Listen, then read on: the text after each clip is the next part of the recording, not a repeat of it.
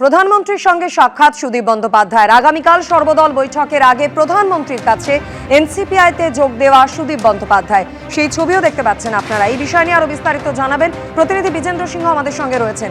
বিজেন্দ্র, সোমবার থেকে শুরু হতে চলেছে বাদল অধিবেশন, তার আগে কি স্বীকৃতি পেতে চলেছে এনসিপিআই, কি জানতে পারছো?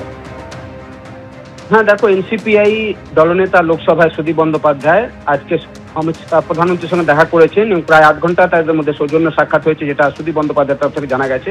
তবে যেহেতু সোমবার থেকে স্টার্ট হচ্ছে বাদল অধিবেশন, তার আগে সুদীপ বন্দ্যোপাধ্যায় প্রধানমন্ত্রীর সঙ্গে মিটিং, এবং এর আগে আমরা জানি গত সপ্তাহে তিনি যখন এসেছিলেন দিল্লি, তিনি দেখা করেছিলেন অমিত শাহর সঙ্গে, পরে স্পিকার ওম বিড়লার সঙ্গে তার বৈঠক হয়েছিল, যেখানে কাকলি ঘোষ দস্তিদারও উপস্থিত ছিলেন।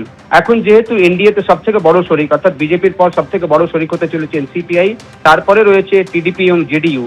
তাদের দলনেতা লোকসভায় অমিত শাহের সঙ্গে দেখা করার পর আজকে প্রধানমন্ত্রী নরেন্দ্র মোদীর সঙ্গে দেখা করেছেন।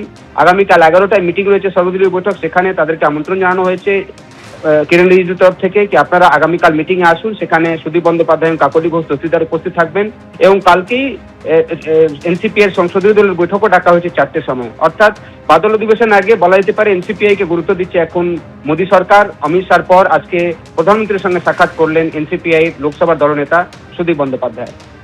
ধন্যবাদ বিজেন্দ্র।